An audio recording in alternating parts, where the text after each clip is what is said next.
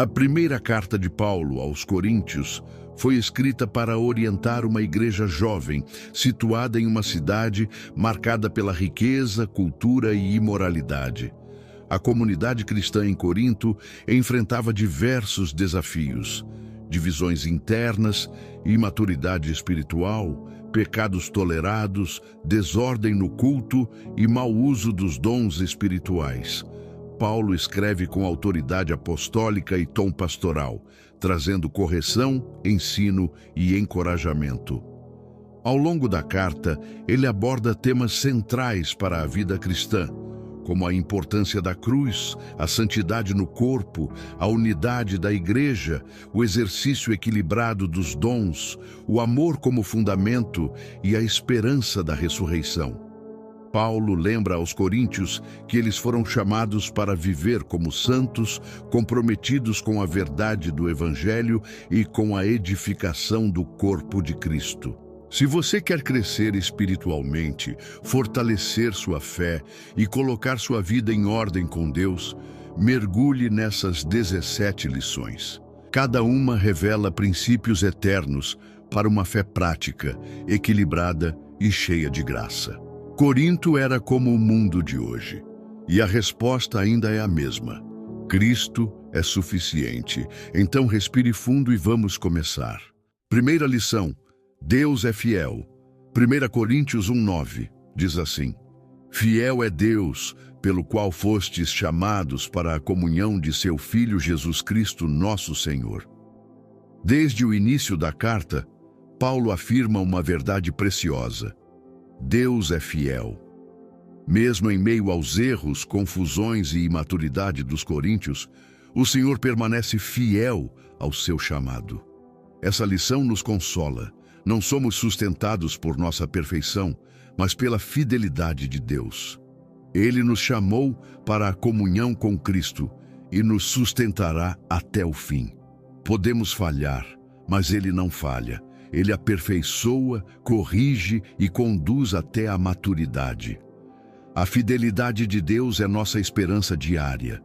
Quando nos sentimos fracos ou confusos, lembre-se: quem começou a boa obra em nós é fiel para completá-la. Segunda lição: a cruz é poder de Deus.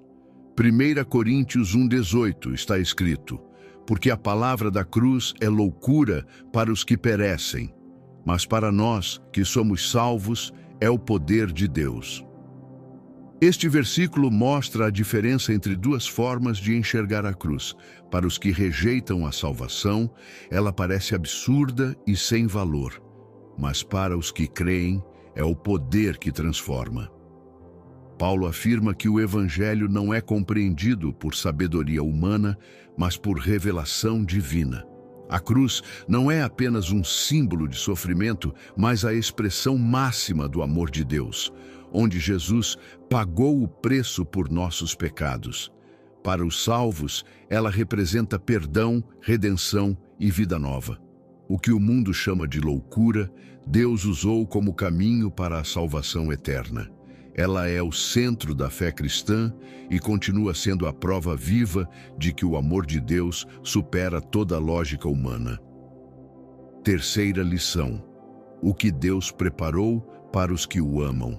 1 Coríntios 2:9 diz assim: mas como está escrito, as coisas que o olho não viu e o ouvido não ouviu e não subiram ao coração do homem, são as que Deus preparou para os que o amam. Este versículo nos revela que os planos de Deus vão muito além daquilo que conseguimos ver, ouvir ou imaginar. A sabedoria humana é limitada, mas Deus, em seu amor, preparou coisas maravilhosas para aqueles que o amam. Essas promessas não são alcançadas por esforço intelectual, mas por revelação do Espírito Santo. Ele nos faz entender o que é invisível aos olhos naturais. Essa verdade nos convida à fé, à esperança e à intimidade com Deus. É no silêncio da oração e na entrega do coração que Deus revela o que preparou. E isso é sempre maior do que imaginamos. Quarta lição: o templo de Deus é sagrado. A palavra nos lembra em 1 Coríntios 3,16. Não sabeis vós que sois o templo de Deus e que o Espírito de Deus habita em vós? Paulo nos desperta para uma verdade poderosa. Somos o templo onde Deus decidiu habitar. Não somos vazios nem comuns, somos casa santa escolhida por Ele. O Espírito Santo vive em nós, guiando, consolando e santificando. Isso transforma a forma como encaramos nossa identidade e nosso comportamento. Viver como templo é viver com propósito, consciência e temor. Cada atitude deve refletir que carregamos algo sagrado.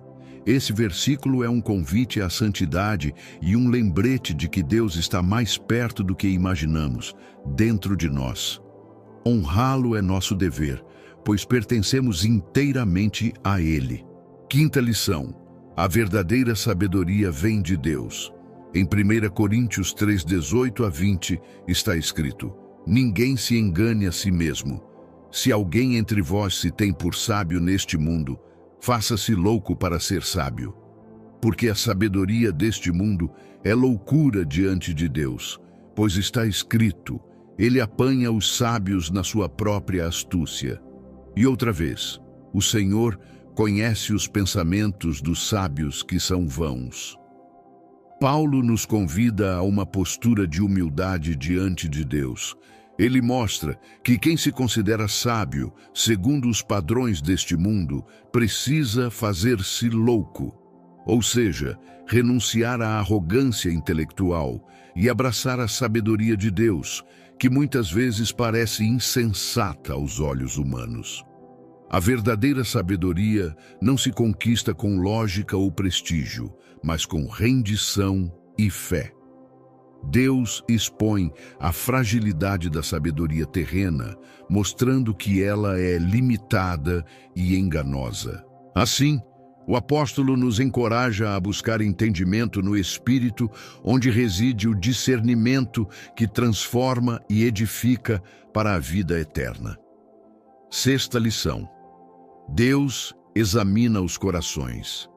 1 Coríntios 4:4 diz assim: porque em nada me sinto culpado, mas nem por isso me considero justificado, pois quem me julga é o Senhor. Neste versículo, Paulo mostra humildade e consciência espiritual. Ele declara que, embora sua consciência esteja limpa, isso não significa que esteja automaticamente justificado diante de Deus. O julgamento verdadeiro não depende da opinião dos outros, nem mesmo da própria avaliação, mas do Senhor. Essa verdade nos ensina a viver com sinceridade, sem buscar aprovação humana e sem confiar cegamente em nossa própria justiça. O coração é enganoso, mas Deus vê tudo com perfeição. Devemos servir com integridade, sabendo que é o Senhor quem examina e recompensará cada um segundo o propósito e a verdade do coração. Viva com sinceridade, sabendo que Deus é justo, misericordioso e fiel. Sétima lição: somos lavados e santificados.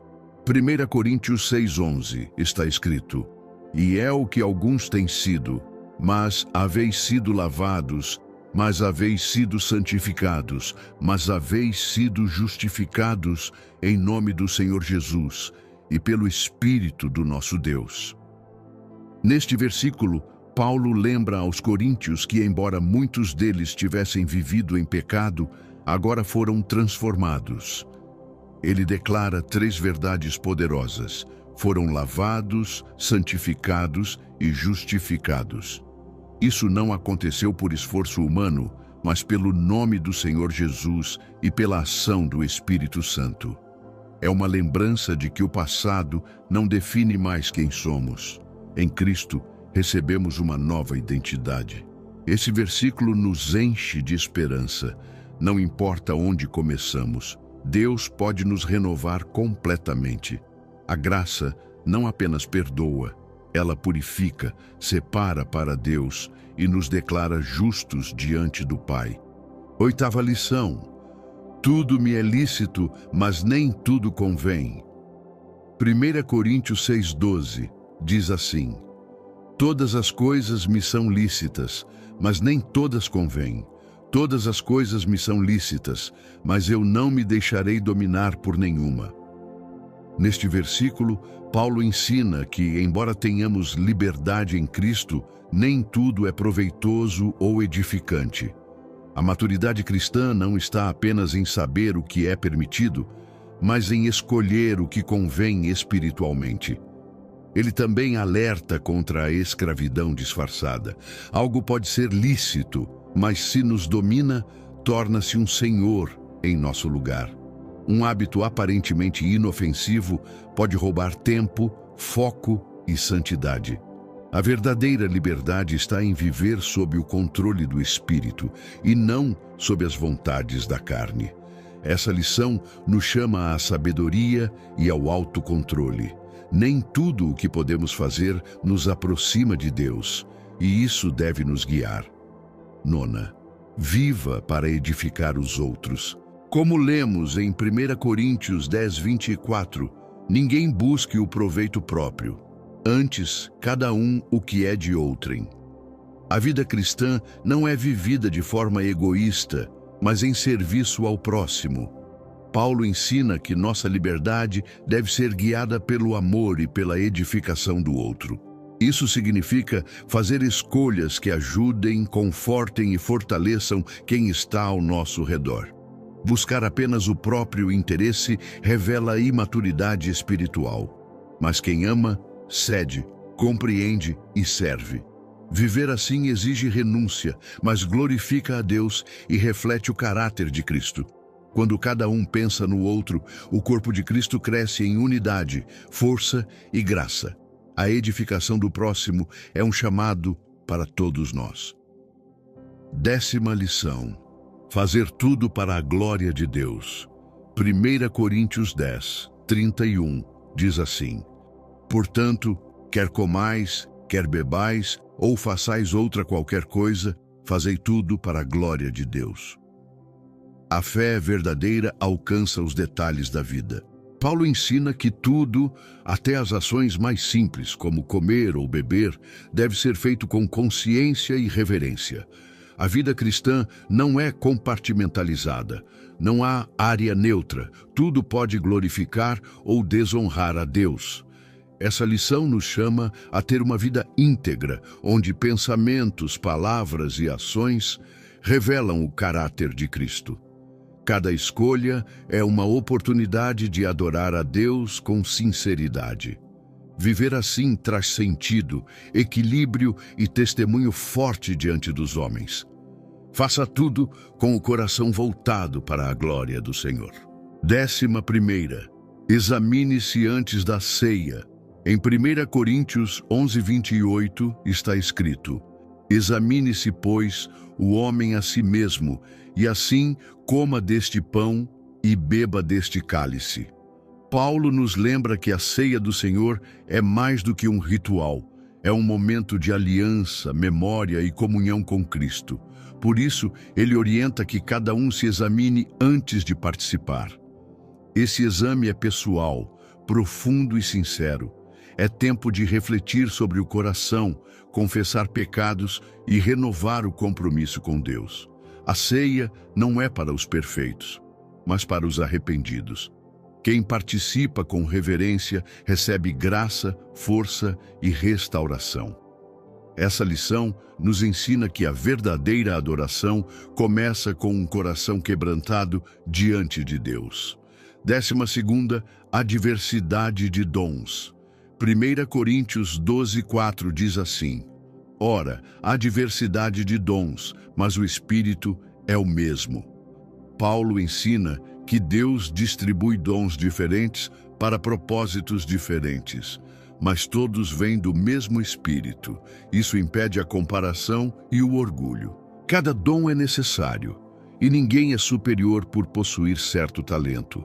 A unidade não exige uniformidade, mas cooperação. Quando aceitamos nossos dons e os dos outros, o corpo de Cristo funciona em harmonia. Essa lição nos chama à valorização mútua e à humildade. Deus é glorificado quando usamos nossos dons com sabedoria e amor, reconhecendo que tudo é para a edificação da igreja e serviço ao próximo. A diversidade revela a beleza do reino de Deus. 13ª. Somos um só corpo em Cristo, de acordo com 1 Coríntios 12, 27. Ora, vós sois o corpo de Cristo e seus membros em particular. A igreja não é um lugar, mas um organismo vivo onde cada pessoa tem um papel vital. Paulo ensina que todos somos membros do mesmo corpo, ligados por Cristo e chamados a funcionar em unidade. Não há espaço para inveja ou orgulho, pois todos dependemos uns dos outros. Essa lição nos leva a valorizar nossos dons e os dos outros, servindo com humildade. A diversidade enriquece o corpo e a cooperação gera crescimento. Quando entendemos que somos um só corpo, aprendemos a cuidar, suportar, amar e caminhar juntos, refletindo o amor e a missão de Cristo no mundo. 14ª lição. O amor é o maior de todos. 1 Coríntios 13:13 diz assim: Agora, pois, permanecem a fé, a esperança e o amor, estes três, mas o maior destes é o amor. O capítulo 13 é um dos textos mais poderosos sobre o amor. Paulo encerra esse capítulo declarando que entre fé, esperança e amor, o maior é o amor. Isso revela que, embora a fé nos conecte a Deus e a esperança nos sustente, é o amor que reflete a essência do próprio Deus. O amor é eterno, não falha e jamais perde seu valor. Ele transforma atitudes, cura relacionamentos e dá sentido ao serviço cristão. Amar é mais do que sentimento. É uma decisão diária de refletir Cristo. Essa lição nos ensina que o verdadeiro sucesso espiritual está no amor praticado com humildade, paciência e entrega. Nada é maior que o amor. 15ª. Cristo ressuscitou dos mortos. Em 1 Coríntios 15:20 está escrito: Mas de fato Cristo ressuscitou dentre os mortos e foi feito as primícias dos que dormem. A ressurreição de Cristo é a base da fé cristã. Paulo afirma com convicção que Jesus não apenas morreu, mas ressuscitou de verdade, vencendo a morte. Ele é chamado de as primícias, ou seja, o primeiro de muitos que também ressuscitarão. Isso significa que a ressurreição de Jesus é a garantia da nossa própria vida eterna. Assim como ele venceu o túmulo, nós também venceremos. Essa verdade nos enche de esperança. A morte não é o fim. Em Cristo, temos a certeza da vida após a morte. E essa promessa nos fortalece para viver hoje com fé, coragem e propósito, sabendo que a glória futura já foi conquistada por Ele. 16ª. Escolha bem suas companhias. De acordo com 1 Coríntios 15:33. Não vos enganeis, as más conversações corrompem os bons costumes. Paulo alerta sobre a influência do ambiente e das palavras que nos cercam. Conversas vazias, zombarias e doutrinas distorcidas afetam o comportamento e os valores. Essa lição mostra que precisamos vigiar com quem andamos e o que ouvimos. A fé se fortalece em ambientes que exaltam a verdade. Cercar-se de pessoas que honram a Deus ajuda a manter os bons caminhos. Por outro lado, amizades erradas desviam o coração. Se desejamos crescer espiritualmente, devemos selecionar com sabedoria nossas companhias e conversas. As palavras têm poder de moldar nossa mente e atitudes. Escolha o que edifica. 17ª. Seremos revestidos de glória eterna. Está escrito em 1 Coríntios 15:53. porque convém que isto que é corruptível se revista da incorruptibilidade, e que isto que é mortal se revista da imortalidade. O corpo que temos agora é frágil, mas Deus preparou algo maior. Paulo fala da transformação que acontecerá na ressurreição. O que hoje se desgasta será revestido de glória. Essa lição nos ensina a viver com os olhos na eternidade. Mesmo em meio à dor, à velhice ou à enfermidade, temos uma promessa viva: seremos transformados. Isso traz consolo e esperança. Nada neste mundo se compara à glória futura. Nosso destino não é a morte, mas a vida eterna com Cristo. Ele trocará o que é temporário por algo eterno. Essa é a nossa verdadeira vitória em Jesus. A carta aos Coríntios nos lembra que a vida cristã exige maturidade, firmeza e amor. Mesmo em meio às falhas humanas, Paulo aponta para a graça de Deus como a fonte de transformação. Ele nos chama a viver com propósito, respeitando a santidade do nosso corpo, exercendo os dons com humildade e colocando o amor acima de tudo. Cada lição que estudamos é uma peça fundamental na construção de uma fé sólida e prática. Viver para Cristo é uma jornada de crescimento constante, onde somos desafiados a abandonar o egoísmo e abraçar o serviço. Não importa o tamanho do nosso esforço. Quando é feito para Deus, ele tem valor eterno. Que essas lições fortaleçam sua fé, renovem sua esperança e inspirem você a permanecer fiel, mesmo diante das lutas. Sede firmes e constantes, sempre abundantes na obra do Senhor, sabendo que o vosso trabalho não é vão no Senhor. 1 Coríntios 15:58.